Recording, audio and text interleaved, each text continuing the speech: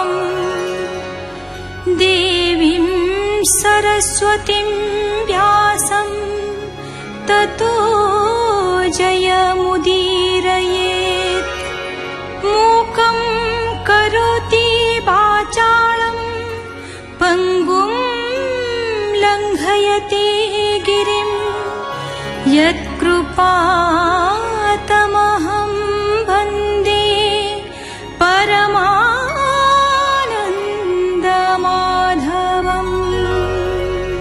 बालकरूपी भगवान अपरिचिता नारीटी बालघातिनी पुतना बोली जाणिपारि आखि बुझीदेले। कालस्वरूप भगवान को असहाय शिशु मनकरी पुतना कोलकु नेला आउ स्तन्यपान कराइला। कृष्ण तार समस्त प्राणशक्ति शोषि नेले। जंत्रणावशत चित्कार करी से निज रूप प्रकाश करी प्राणत्याग कला। तार स्तनद्वय मध्यरु गोपीए कृष्ण को आविष्कार कले। नंद शिशुरक्षा विधान करिसंती ओ पुतनार शव सत्कार पूर्वक शिशुर ग्रह शांति उद्देश्य दान धर्म करिसंती। राजा उवाच नमयि कृष्ण पद्मपाद ए मोर जीवन संपद। परीक्ष सुख मुख चाहि बोलंती कृतकृत्य होई। गोपन बरे नर हरि माइले पुतना असुरी। देवंक भय निबारिले निज शरीरे ठाब देले। जाहार नाही मित्र अरी चांडालू ब्रह्म आदि करी। साधुंकु पाळी दुष्ट नासी दया सागर ब्रह्म राशि। ताहांक जेते कर्म मान बालक चरित विधान। शुणी भजंती जेते प्राणी तरंती भव तरंगिणी।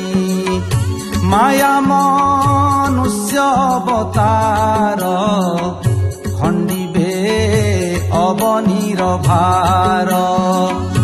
आबर कले गोपे जाहा कहिबा जेबे मोते दया। राजा प्रसन्न वाक्य शुणी कहंती सुख महामुनि। कहिबा शुण कृष्ण कथा जेणे तुटिब भव व्यथा। अंतुड़ी उठी आरी दिने आसी मिलिले गोपी जने। मंगल गीत नाद करी स्नान कराइले मुरारी। ब्राह्मण मिलिले थोकाए आशीष देले माए पोए। आनंद मने नंदराय धन बसन दान दिए। गोपी आनंद गीत रस निद्रा मोहित पीतवास। सकट तले वस्त्र पाड़ी यशोदा सुआई मुरारी। निद्रा करई गीत गाई गोपीन की देले से बधाई। अक्षत देले जणे जण पुत्र को करंती कल्याण।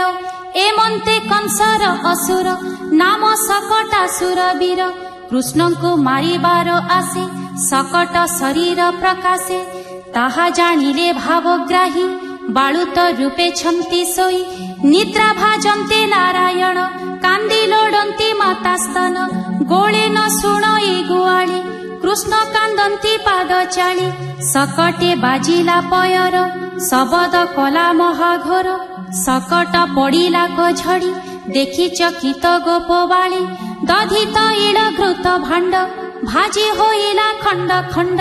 शबद शुणी गोपी धाई मिलिले नंद आदि जाई।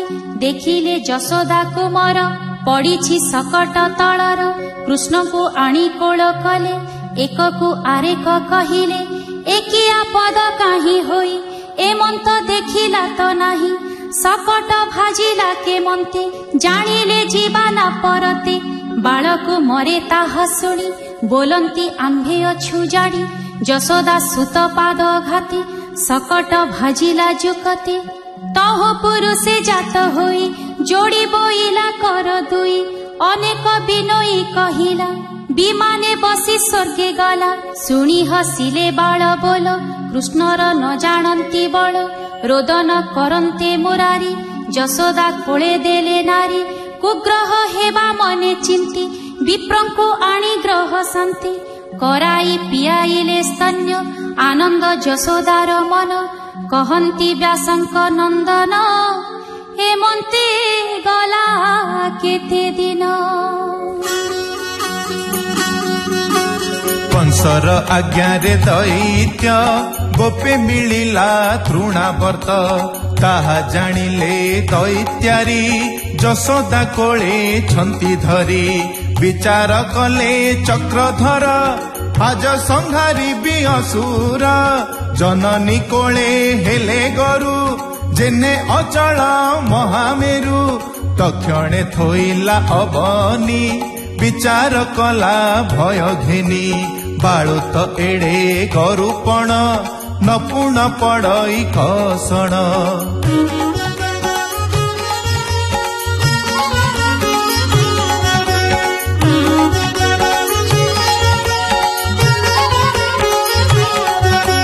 से जे सुआई गला घर करई व्यापार बेभार कंसर आज्ञा परमाणे असुर मिलिला तक्षणे गगने घोर नाद करी चक्र पवन रूप धरी दिवसे कला अंधकार भूमि कंपिला थरहर वृक्षे पड़िले मही तले रेणु उड़िले अंतराळे चाहि न पारी बेनी घड़ी चक्षु बुझिले नर नारी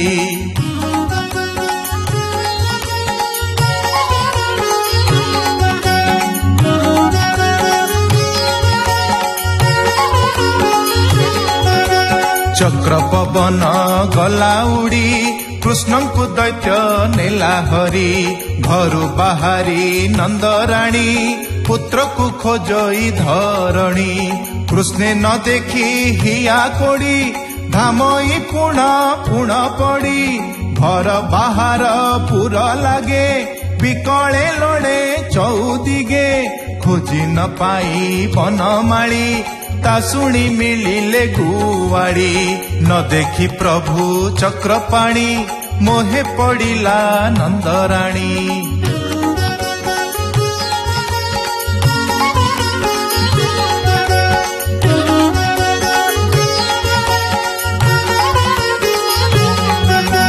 गोपी धइले बेगे जाई बिंचंती मुखे नीर देई घड़िके होइला सचेत उठी लोड़ई निज सुत केश बसन असंभाळे पड़े गोपी पाद तले कि कहु शोक रत दंत गोपी होइले मोहगत ताहा जानिले जगन्नाथ आकाशे उड़ुछि दैत्य श्रीकृष्ण विचारंती मने असुर मारी बिकेशने।